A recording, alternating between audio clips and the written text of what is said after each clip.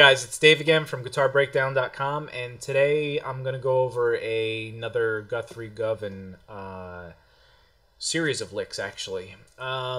This is based off of a video, if you click the link below, another guy named Christophe Godin. I think that's how he pronounced his name. I have not seen his stuff before, and this is the first time I was introduced to his playing.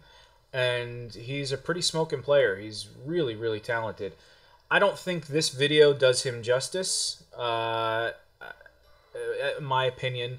And it's funny, too, because I see a lot of comments posted on this video like, oh, Guthrie smoked him, or, Guthrie's such a better player.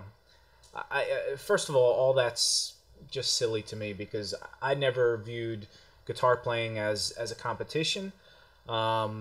And it shouldn't be. I mean, it's all about just having fun and being, enjoying yourself. Even if you're not the greatest player, if you're playing things and it's just enjoyable to you, that's all that matters, I think. But anyway, so I watched a couple of his other videos, and I liked his playing on this video. In fact, there's one lick that I'm going to go over that I really liked.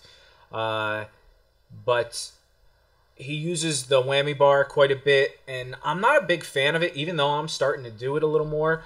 The only person I'm really a fan of using the bar is Scott Henderson. And that's primarily because his technique is so good. I mean, it's not kind of floaty and the pitches kind of float in and out where a lot of players do. Scott Henderson is very deliberate. When he bends a pitch, he's bending up a half step, a quarter step, a whole step, and he doesn't just slide slowly into it. It's kind of like Guthrie's playing. When he bends and slides his notes, everything's very sharp and like on the beat almost, which is just to me very impressive. Anyway. So I watched maybe 2 or 3 of Christopher's videos, and there's a few that are really good. One that I really enjoyed based on like some chord voicing kind of things. That he's a great teacher. I don't understand what he's saying because he's French, and the French are only good for cheese and wine and making love. I'm just kidding. That is so dumb. But no, he has. I only saw one video where he actually spoke in English, and maybe there's others out there. I'm sure there are, but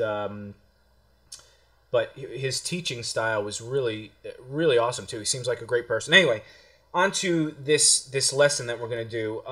It's a very short jam, and there's 2 licks that Guthrie does that I really dug, and there was one that Christopher did that was really buried in the mix, kind of, because they're trading licks off back and forth, and it's kind of like a conversation. One plays, the next plays, and there's one part where there's really a call and response thing, and Christopher does this really cool lick with the bar and all that kind of stuff, and then Guthrie mimics it, and we'll get into it. So anyway, I hope you really enjoy this. I had fun transcribing it. It's there's a few parts that I still have a hard time playing. Guthrie's style is, it's just, he does those direct bends and slides, and he does certain things that I'm not used to doing, so I don't know if I did it justice in the performance, but like I said, I hope you enjoyed, and let's get to the lesson. Thanks. All right, so the first lick we're going to go over here is one of Guthrie's licks. It's actually the first one on the video. And actually, this all is played over the key of D minor, and he starts out with that thing that I was talking about at the intro, the very deliberate like bend to pitch, and it's a fast slide, or he does some right before he accents notes right before he actually plays the note he's going to play with either like a hammer on or a little trill. He does this a lot, and this is one of the perfect examples of that. So the first note, he slides in from the 6th fret of the B string to the 8th fret of the B string, and then he does that really quickly, and he once he hits that 8th fret, he bends up a whole step. And again, if you think of this at a D minor pentatonic,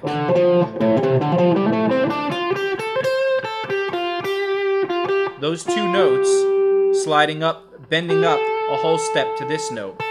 So it's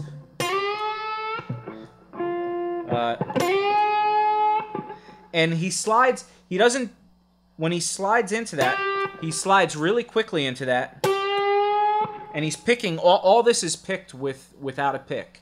And he picks that first, he plucks that first note and quickly slides into it and bends up that whole step really quick.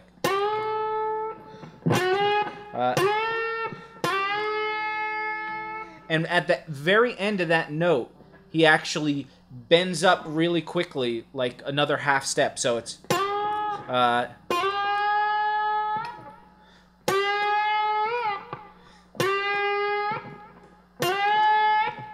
sounds awful, just doing it without the music. But you get my point. So it's a quick slide into this, bend up to a whole step, and then a very quick trill up right before he cuts the note off.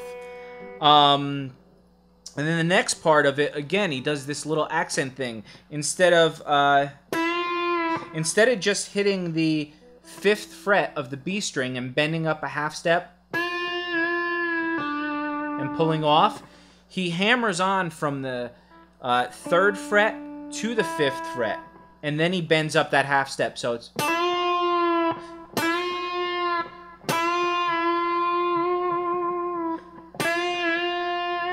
so that whole thing is, and then he bends down he bends back down that half step, and he pulls off to the 3rd fret with the 1st finger.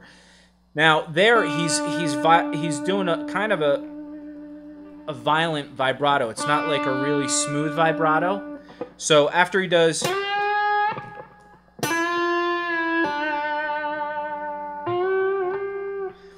then the next part, he hammers on from that vibrato, the vibrating D note on the 3rd fret of the B string. He hammers on without picking on the 6th fret of the B string and bends up a whole step. So it's and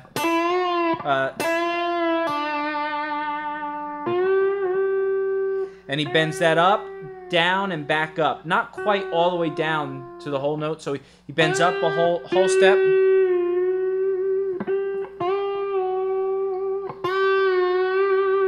So it's I'm sorry.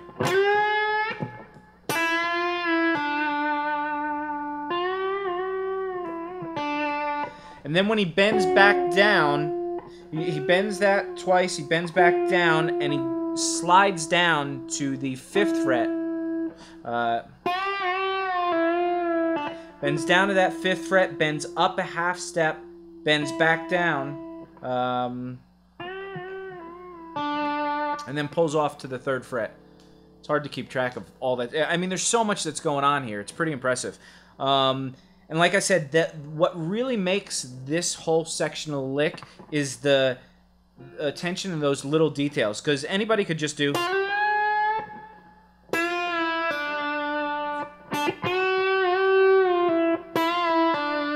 and it's picking, you know, it's the right notes, but when you and you get that last little bend in there, and then also the violence, pretty much, of the hammering on and pushing up,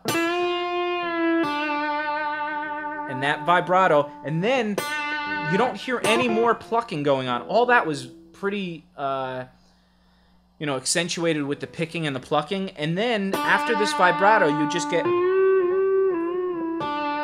all those notes are just kind of like, again, the dynamics go down.